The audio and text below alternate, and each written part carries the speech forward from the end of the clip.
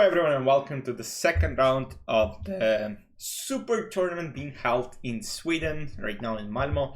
So we only had one decisive game, but this game came in between Nils Grandelius, the local grandmaster, and Magnus Carlsen.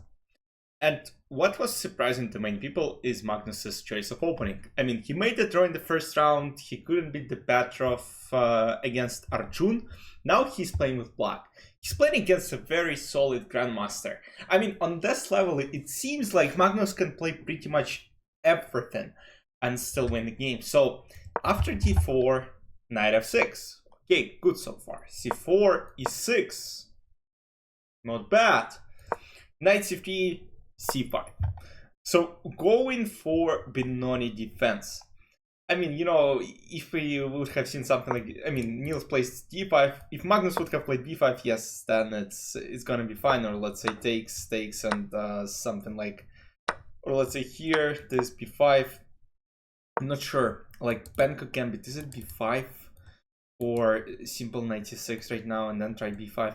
Like Benko Gambit is of course more risky than regular Benoni Defense, but okay. I mean, d5 was played.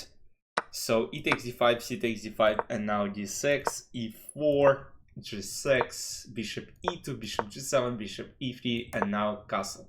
So what is surprising to me, I mean, on this level it seems like people gotta get some good advantage.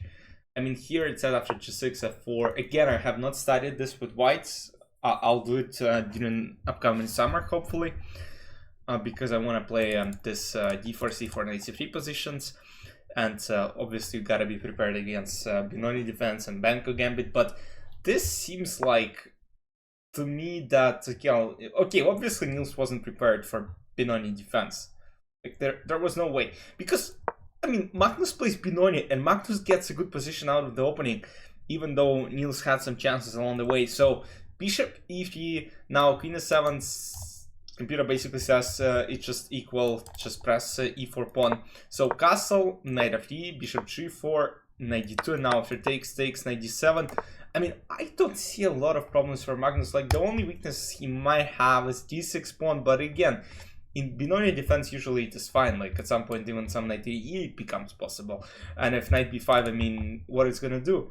Like at some point, okay, I mean, I might go again knight e8, then knight queen e7 to protect, and then go a6, b5. And take the space advantage on the queen side.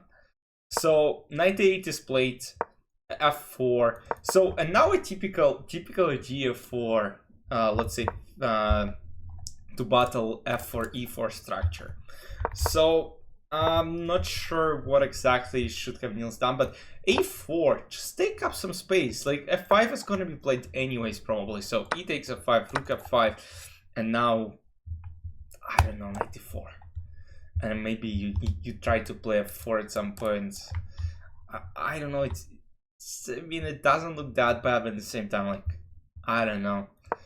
But white are definitely not worse. But in the following case, okay, f4 was played, and Magnus goes for f5. f5 is a typical move for such structures. Takes, bishop f2. Now queen potentially goes to e6, but again, there is no danger. And if you pay attention, I mean, now the only active plan, I mean, not the only one, but the plan should be something connected with bringing knight to e6.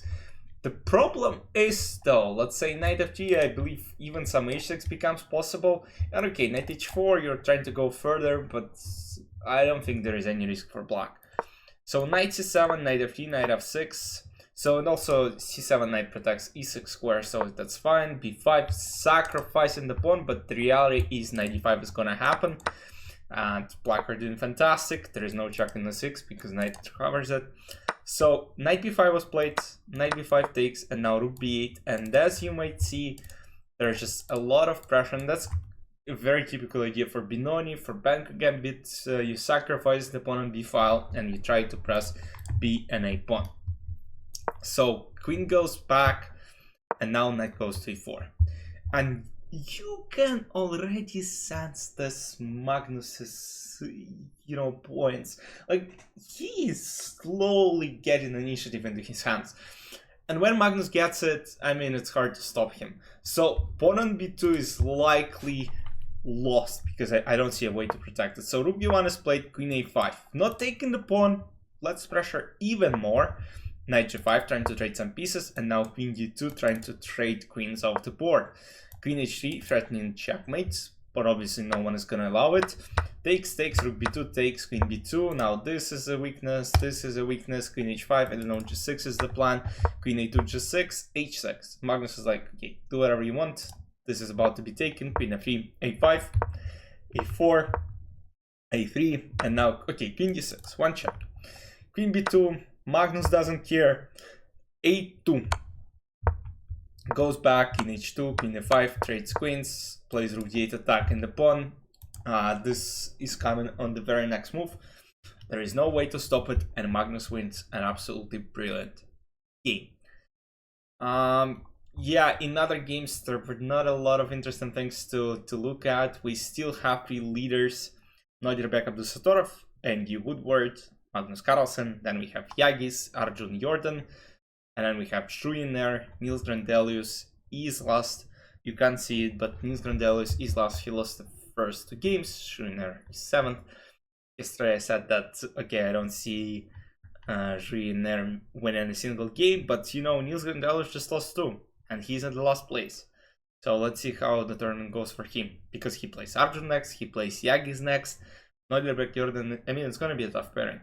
Magnus, so for the third round, we have a couple of interesting pairings. So Arjun plays Nils, Andy Woodward plays Jordan and Forrest, Magnus plays Nodirbek. That's the matchup we're gonna be looking at a lot tomorrow. And Juiner plays against Yagis Khan Erdogmush. So let's see how things turn out tomorrow. I hope you guys enjoyed. First win for Magnus this year in classical chess. He is gaining 1.5 rating points after the win and after drawing in the first round. So if he continues his run in this event, it's gonna be fun to look at. Maybe even cross 2850 if he performed extremely well. But let's see how it goes for him. Hope you guys enjoyed. See you tomorrow. Bye bye.